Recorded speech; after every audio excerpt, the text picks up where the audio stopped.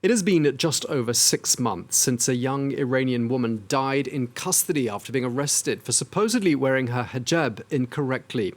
Well, her death went on to trigger a wave of protests which continue to this day and which have rocked Iran, sparking calls for reform, even an end to the Islamic Republic. Well, this unrest is regarded as being the most significant threat to the country's leadership since 1979. Well, since September, hundreds of people have been killed on the streets. An estimated 20,000 people have been arrested, and 6 death sentences are believed to have been carried out. Well, one of the people who has been arrested and charged with so-called corruption on earth is the Iranian rapper and hip-hop star Toomaj Salehi. Here's one of his songs that particularly angered the regime.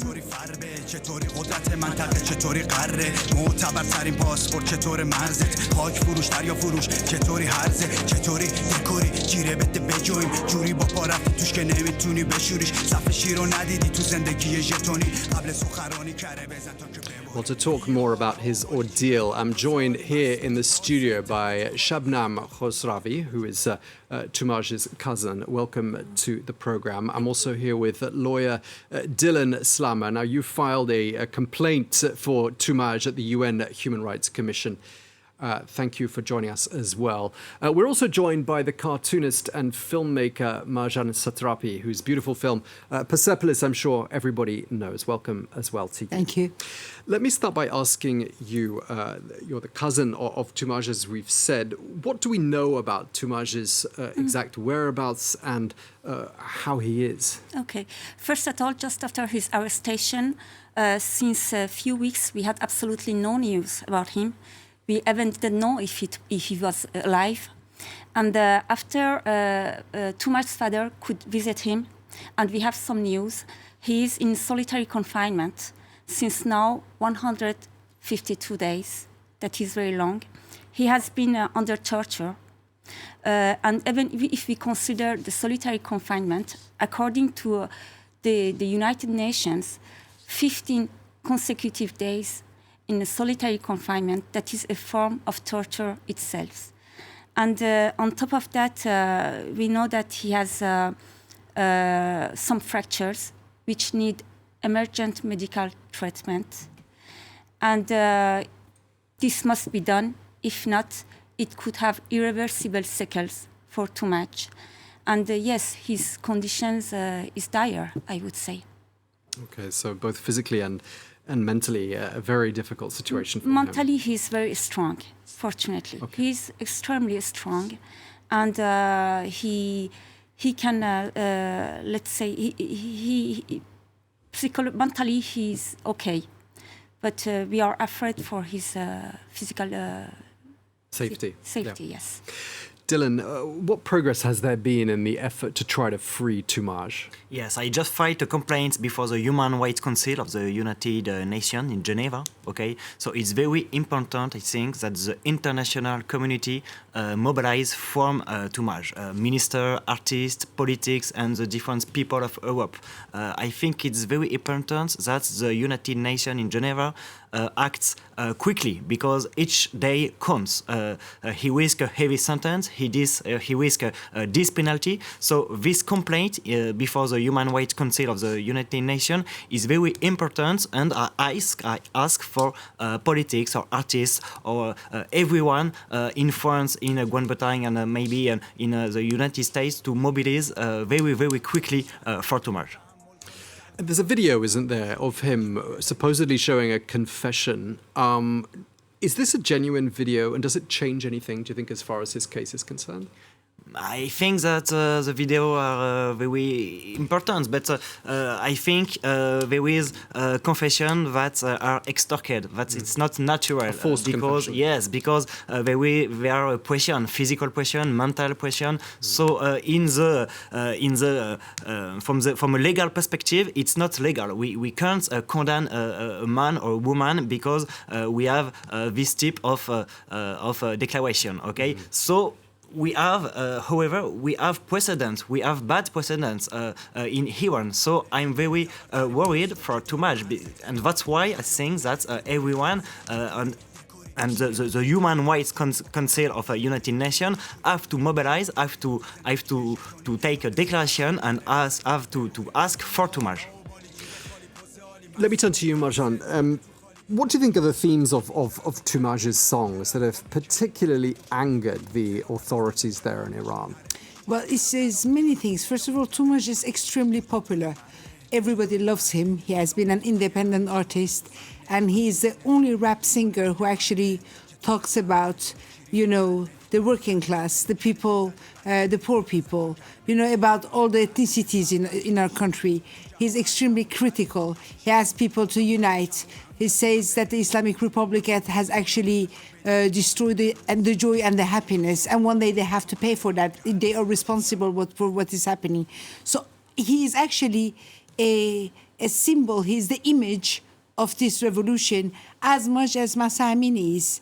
When this girl who actually takes off her veil and burns it, in the Western world, you see it like, okay, she burnt a scarf, but it's the whole symbol, is the whole facade of this Islamic Republic that falls down with this gesture. Toomaj is the same. The text that he used, the way that he used the Persian language, the way that he is like a poet, and the things that he sings, they're profound, they're deep, they criticize. So freeing Toomaj is actually freeing the freedom of speech in Iran is extremely important, because factually, the Islamic Republic, in the Western world, you think, oh, this big thing, Islamic Republic, it's extremely weak now. Well, they must feel threatened by him to have done what they've done. Of course, they're threatened because he says the truth. On the top, he's extremely popular. On the top, he has never been corrupted by anyone. On the top, he has always, he himself, he has paid to be able to make his music. So there is no angle on which they can attack him. So he is a very straight man. He's a brave heart. So a man like that, if we have to free him, because that will be the symbol of the freedom of speech. And if today in Iran you don't have thousands of people that has been hanged and executed, like it happened in '88, in one summer, they killed about 4,000 to 5,000 people in an international complete indifference. If that is happening, is because the international community is watching. If you were not watching, today we would have hundreds, maybe thousands of deaths, and maybe Toomaj would be dead. So today we have to do something, and the West has to understand that the interests of Iran is also in the interests of the West. I mean, from a geopolitical point of view, with the access between Russia and China, all of that, it's better. Free Iran in long term is much better for the international community. And the Toomaj case is a solid case because he's the voice of a whole country, of a whole nation, and it's not just the youth. He is the voice of the country. Sure. And he faces this charge of corruption on earth. What does that even mean? I think it's a regime who said what they want. They said what they want, just put him in a jail. I think it's not a confession forced or the charge you just talk about do not count as evidence. They don't have evidence, and that's why we have Occidentals, we have in France to talk for him, to talk for the people Iranian, because it's about democracy. This charge. It's word. Toomaj just use word. He doesn't act. He's not violent. He just use word, sing, and the media to talk to the young people and to talk about democracy. And that's why I think it's very important to act for him, to save him. Shabnam, what do you think of the international effort to try to save Toomaj? What's been your reaction to the mobilization in all these different countries? We have really to mobilize the international communities, because as of today, we think that they are not enough informed about what is happening in Iran and what is happening to Toomaj. That is very important that we are the voice of Toomaj, and to be the voice of young people of Iran. Toomaj tried to do it through his lyrics. he through her lyrics, he explained the pain of the Iranian society, the injustice, the Iranian women's conditions, and that is what we have to do also outside Iran. And yes, we believe that we are not talking enough about what is happening in Iran, and that is very important to circulate those information and to be, yes, the voice of Toomaj, because Toomaj himself is the voice of young Iranian people. Yeah, and it's really interesting looking at the demographics of Iran. I mean, when you consider 60% of the population is under the age of 30, and, you know, those young people, presumably they relate to people like Toomaj and not so much to 80-something-year-old, well, the Ayatollah is 83, a conservative hardliner. I mean, are you optimistic that as that older generation dies off, Iran will perhaps have a rebirth? I don't think that we need them to wait for them to die, because they might turn 100. It's not going to be like that. I think what I'm going to tell you is not like an emotional thing or some kind of dream that I have.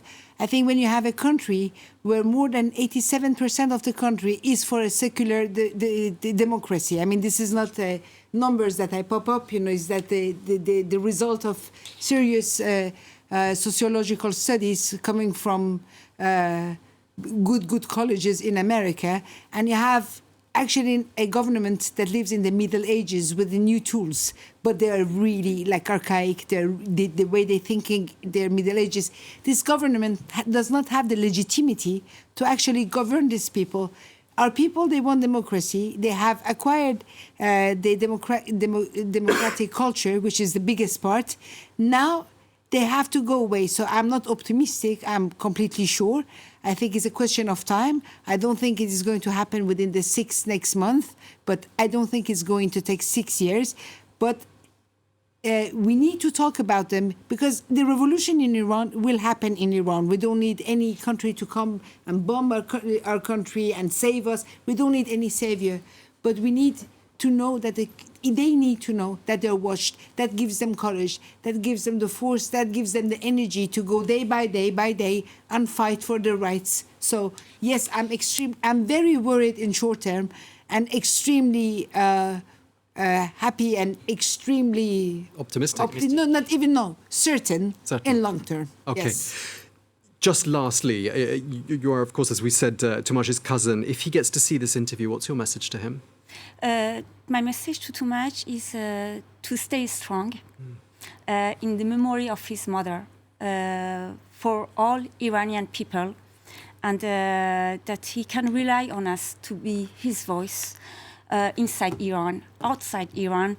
And at least if I should give one private message, is that Toomaj, myself and Rosanna, my sister, we are there. We will do the best we can, and we will not have a rest even 1 minute until your release. Last word in Farsi for Toomaj. توماج عزیزم دوستت دارم، ما با تو هستیم، قوی بمون، به زودی آزاد میشی و دوباره خندهاتو میبینیم. و توماج بدون که همه مردم ایران با تو هستن. امروز باشون حرف زدم. I'm so sorry to cut you all short. We're going to have to leave it there. Thank you so much for taking the time. Shabnam Khosravi, thank you to you as well. Dylan Slama, and last but not least, Marjane Satrapi. Thank you very much. Thank you very much to all of you. Thank you. Well, we'll continue to follow his ordeal, and we'll keep you posted on that.